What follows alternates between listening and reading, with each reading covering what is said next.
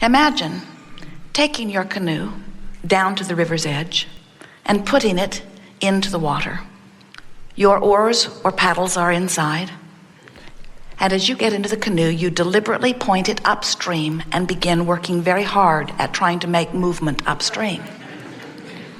And we say, why not let go of those oars and let your boat turn and go with the flow? And our human friends say, oh, Abraham, that just seems lazy. And we say, but how long can you keep this up? And you say, until the day I die. Which hopefully will be sooner than later, because this is a really hard and miserable life. And anyway, you say, everyone that is worth anything is paddling upstream too. All the monuments are about them. All the statues are about them. Every book that is written is about them. And I've heard there are even more rewards after death.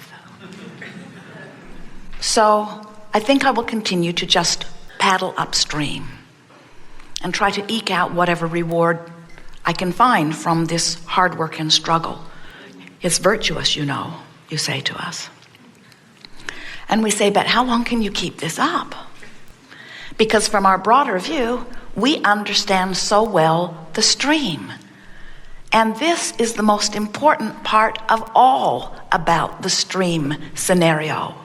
You ready? Everything you want is downstream.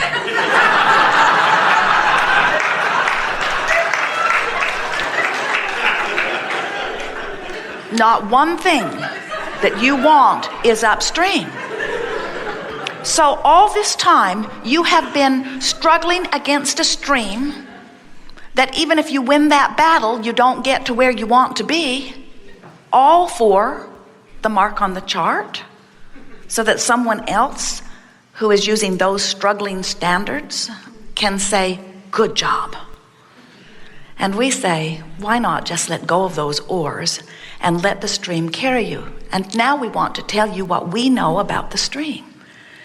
So this stream literally is source, and it carries with it all of the intentions that have culminated within you as you have been this eternal being in the eternal state of evolution. So from that broader non-physical perspective, you set forth an intention that a part of that which is you would be focused in this time-space reality, in this physical body, and that you would have exposure to experiences which would cause you to expand still further. And you said, the variety will be good for me because out of it will be born, from my personal perspective, my personal preference.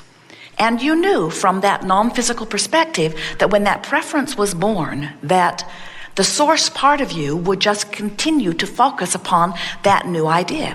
In other words, here you are in your physical body, and you're sort of banging around in all this contrast, and you see something that you really don't want. But do you know, in the moment of seeing something that you really don't want, there is an acknowledgement within you on many vibrational levels about what you do want. It's so simple. Here's the part that you may not realize because you're not focused so much on the broader non-physical part of you as we understand you to be. You're more involved with the physical part of you that is banging out the contrast. But that non-physical part of you projected itself and had the experience with you, and when the preference of what is desired was born, the source part of you went right with that preference and became a vibrational match to it. So the non-physical part of you, you might say, gleans from the experience clarity about what is wanted and gives its undivided attention to what is wanted. So the non-physical part of you becomes the expanded you over and over and over and over and over all day, every day. So when you stand in the middle of an experience where you're feeling strong negative emotion, what that means is your life experience has caused you to expand, and the larger part of you did expand, but you, for whatever reason, are standing over here beating the drum of what you don't want. Usually very well meaning, justifying why you want what you want by explaining how wrong this part is. But in your explanation of how wrong this part is, you can even get an attorney if you want to help validate how right you are.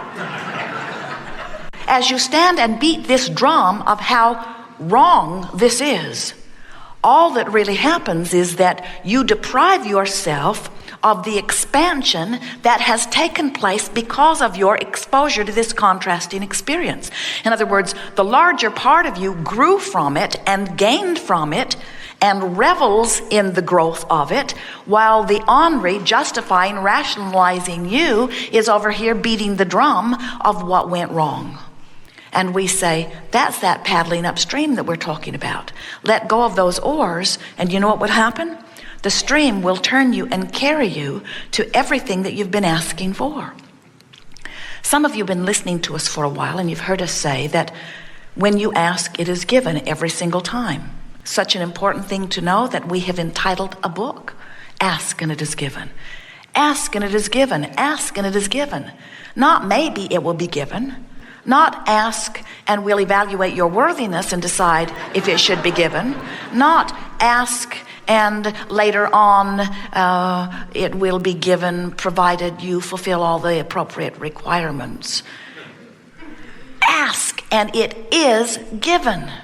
Ask and it is given, which means have an experience which makes a part of you say, I prefer this, and it is given. Now we want to take that title even further. Not only, long title for the next book, not only when you ask, is it given? You're writing this down. Not only when you ask, is it given? Not only when you ask, is it given, but the larger part of source energy, which is you, immediately becomes that which you have asked for. So, a really good title for a book, long title for a book. When you ask, not only is it given, but it becomes in that moment. And now, what are you doing about coming up to speed with that which has been asked by you, which has been given by you? What are you doing about allowing it in? And it all has to do, every single bit of it has to do with whether you let go of those oars and let the stream carry you to what you've asked for, or whether you fight the current in your justification of how right it is that it be given to you. Getting the sense of this? So, this stream is a wonderful thing to acknowledge. It is important to acknowledge that it is a stream of well-being, and it is the only stream that flows. It is the stream of well-being, and it is the only stream that flows. So, Abraham, how do you explain sickness or horrible things happening? And we say, someone's bucking the current of well-being. And you say, oh, come on. It's got to be more than that. There must be some big old evil stream. There must be. And it must be powerful because so many people have so many things they don't want that they're being sucked into. And so many churches are speaking every day about how you've got to be vigilant against that stream, and that if you don't fight against that stream, it will suck you into its power and take you to places you don't want to go. There's a war against evil on this planet, Abraham, they will say to us. And we say, there's only one stream that flows. We're stubborn about that because we've seen the stream, and there's only one stream that flows. So how does it happen that someone could be in such torment or torture? How is it that bombs could be dropping on families, and people could be dying of illnesses, and people can be jumping off buildings in despair? How is it that so much bad seems to be around if there's only a stream of well-being? Jerry and Esther went white water rafting in Colorado last month with friends. It was a wonderful day. And the stream was very fast-moving water. And as they put their boat into the river, there were 6 friends and a guide and a guide's helper in the boat. It became really obvious to Jerry and Esther at first splash that there was no way they were going to paddle upstream in this river.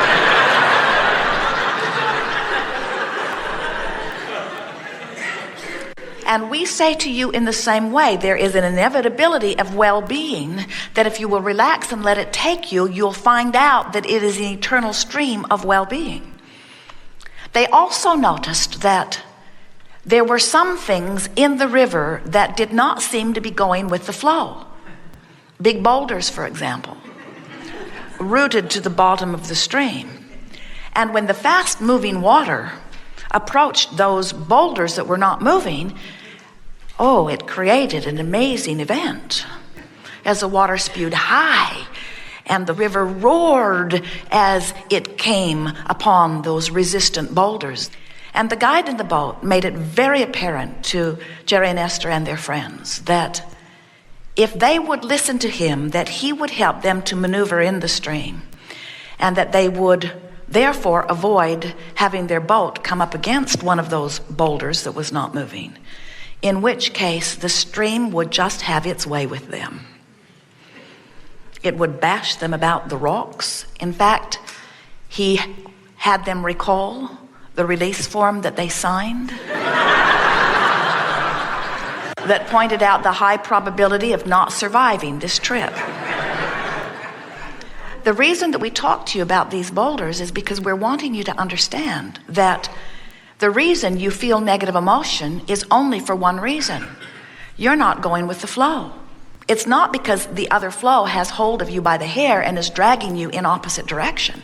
It is that you are not allowing yourself to go with it, and in your sticking to the bottom of the river, the flow is beating you up pretty good. And you say, this sickness does not feel good. There must be another flow. And we say, no, it's just you not going with the only one that is. Such an important thing to realize.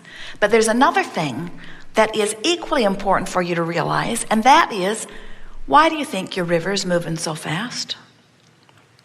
Think somebody else said, let's put this one in a fast-moving river and see if they can catch up.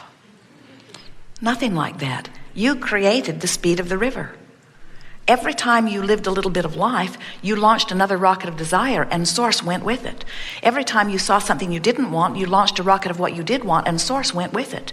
Every time you appreciated, every time you acknowledged value, every time you lived a moment of life, you contributed to this vibrational escrow, and source went with it. In other words, you are the creation of the speed of your flow. And that means whenever you feel even a particle of negative emotion, you're not letting yourself be what the larger part of you has already become. You know those feelings of unfulfillment? That's what they are. You became something that you're now not letting yourself go to, and you feel the discord. The river's beating you up. Not because the river is bad, but because you've set it in motion, and now you've got no choice, if you want to be joyful, than to go with the flow that you set in motion. So it turns out that every single thing you feel in every moment of every day is about your relationship in the stream. It's about your relationship to the flow. The better you feel, the more you're going with the flow. The worse you feel, the more you're not. When you are feeling passion, that means your flow's moving fast and you're going with it with no resistance. When you feel strong negative emotion, it means you've got one walloping of a flow going, but for some reason you've got yourself nailed to the floor of the stream and you're not letting yourself go with the flow. But Abraham, I would go with the flow if those bad people would stop doing that thing that they're doing to me that forces me to look at it and feel bad. And we say, we know it feels like that because you felt better before you saw their face. You felt better before you played with them at all. But you cannot continue to give them the credit for your going with the flow or not, because you have all of the power about whether you turn that way or that.